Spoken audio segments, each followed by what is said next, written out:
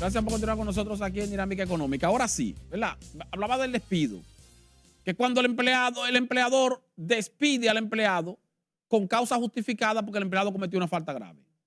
Ahora, hay una serie de requisitos que hay que cumplir, que tiene que cumplir el empleador.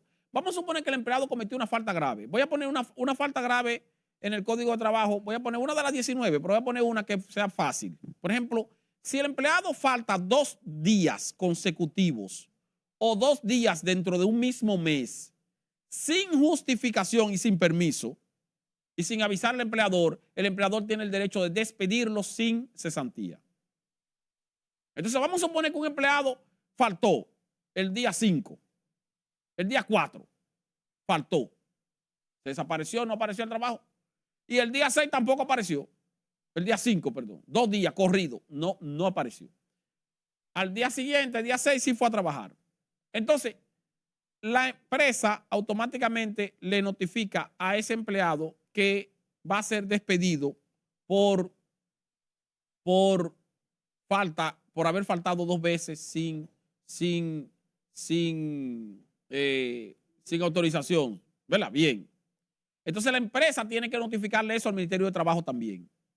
Dentro de los 15 días siguientes a la falta cometida. O sea, puede ser al otro día, a los 2 días, a los 3 días. Pero si pasan 15 días y la empresa no notifica esa justificación para el despido, automáticamente esa justificación queda inválida.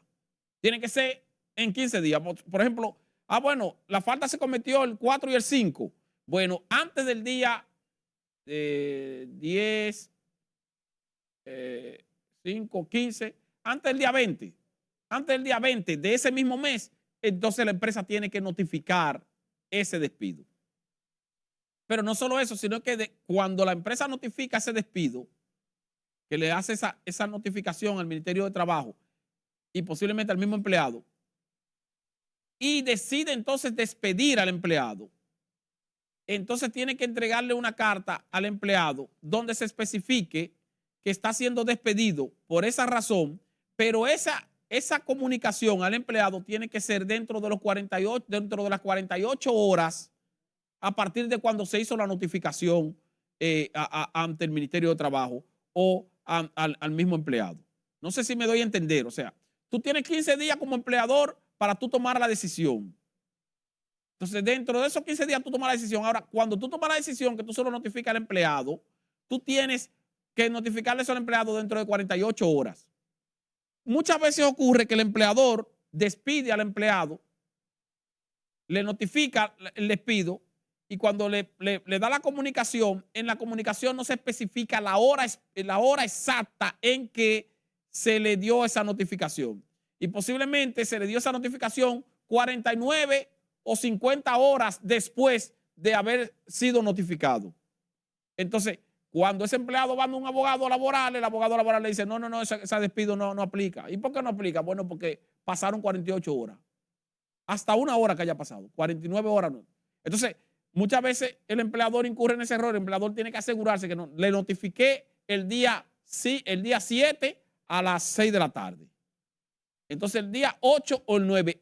El día 9, antes de las 6 de la tarde, yo tengo que dar una carta que diga la hora específica en que se la estoy entregando, que fue antes de 48 horas, que no habían pasado 48 horas cuando yo le entregué la comunicación que dice que, mira, ayer a tal hora yo le dije a usted, tal. Y ahora a tal hora le estoy entregando, diciendo que usted se va. Tiene que haber 48 horas entre una notificación y otra. Si no, entonces se cae en el Tribunal de Trabajo o en el Ministerio de Trabajo. Entonces, por eso el empleador tiene que tener cuidado cuando va a ejercer el despido. ¿Qué es lo que hacen los empleadores muchas veces cuando no se trata de una situación de mucho costo? ¿Qué es lo que hacen? Dicen, bueno, vamos a sacar a este muchacho. Vamos mejor a desahuciarlo y no a despedirlo, porque yo no voy a coger lucha. Cuando viene a ver, es que de por sí es problemático. Cuando viene a ver, va y pone una demanda, una cosa, y para yo no normal eso, mejor darle sus prestaciones. Pero a veces son empleados que puede que tengan una cantidad importante ganada. O puede ser que te ocurra eso con varios empleados. Entonces tú no vas a estar pagando la cesantía para aquel, cuando tú sabes que es lo que te están boicoteando. Entonces, si cometió falta grave, hay que despedirlo, se despide. Pero lo que les digo es que la figura del despido es complicada porque para el empleador tiene que probarlo. Y luego existe la otra parte, que es la dimisión. La dimisión es cuando el empleado es el que se va por una falta del empleador. O sea, y tú me dirás, ¿qué tipo de falta? Bueno, es diferente. El Código de Trabajo establece mínimo 14 o 16 situaciones por las cuales un empleado puede dimitir. Dimitir. O sea, irse del trabajo porque no puede ejercer su trabajo de manera adecuada y cuando se va, el empleador como quiera tiene que darle sus prestaciones y tiene que darle su cesantía. Porque ya no es una, él no se desahució, el empleado, sino que lo que hizo fue que dimitió. Entonces tiene que demostrar, obviamente, por qué está dimitiendo.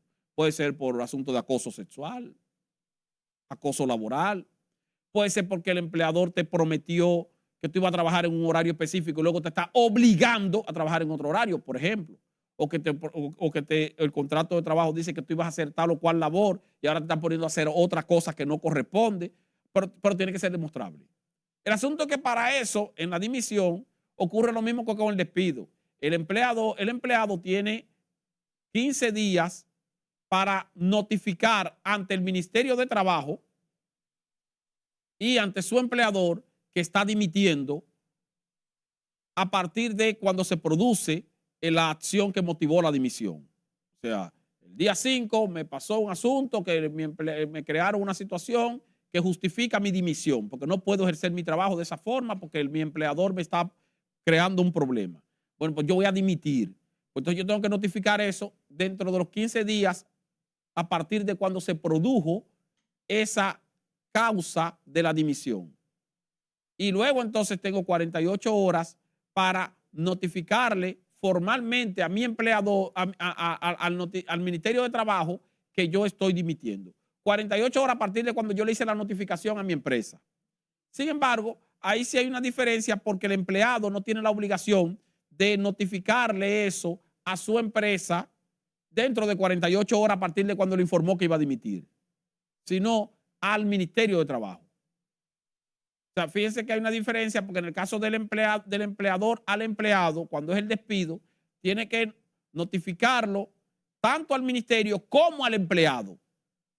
Y tiene que cumplir con las 48 horas ante el ministerio y ante el empleado.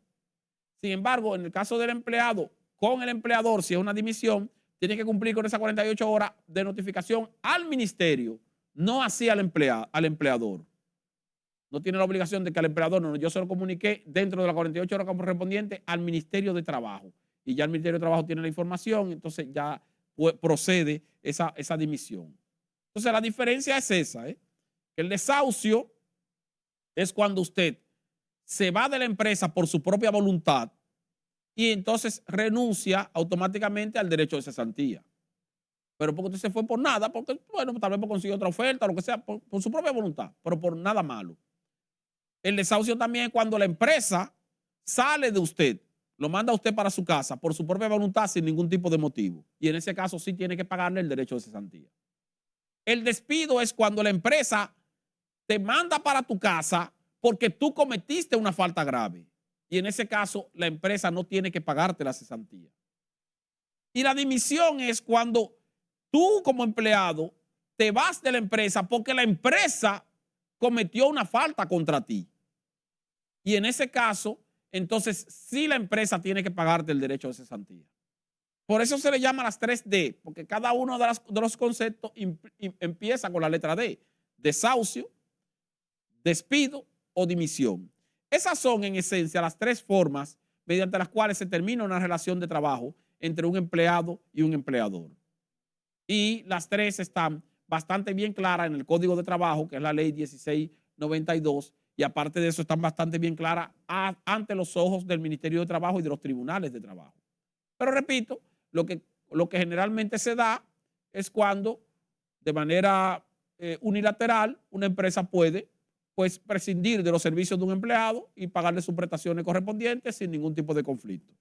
O cuando un empleado puede dejar un empleo de manera voluntaria, por cualquier razón personal, y ahí entonces la empresa no tiene ningún tipo de responsabilidad con pagarle el derecho a cesantía. No así otros derechos adquiridos, porque hay otros derechos adquiridos que sí se mantienen, como le mencioné anteriormente, el doble sueldo de Navidad o la proporción, en caso de que no haya cumplido en ese momento el año calendario completo, el doble sueldo de Navidad o la proporción, y el pago de las vacaciones o la proporción, el pago de las bonificaciones o la proporción en caso de que sea una empresa que tenga niveles de rentabilidad adecuados. Pero el derecho de cesantía, que es el que generalmente más se debate, ese derecho de cesantía se mantiene o no dependiendo de la forma en que se produzca la ruptura de esa relación laboral. Si usted se va por su propia voluntad, usted renuncia a la cesantía. Si la empresa te saca por su propia voluntad, entonces tiene que pagarte la cesantía.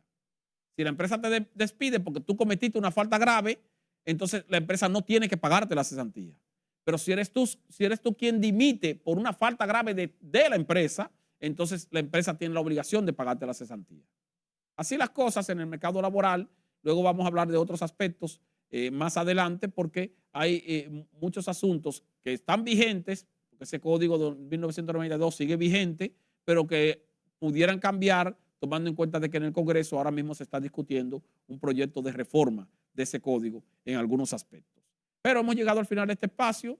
A ustedes, amables televidentes, manténganse siempre dando seguimiento a la programación de RNN, Canal 27, con nosotros en nuestro canal de YouTube también, Dinámica Económica, y el próximo sábado a esta misma hora, por este mismo canal, cuando espero que esté con nosotros también nuestro compañero Jairo Severino. Hasta la próxima.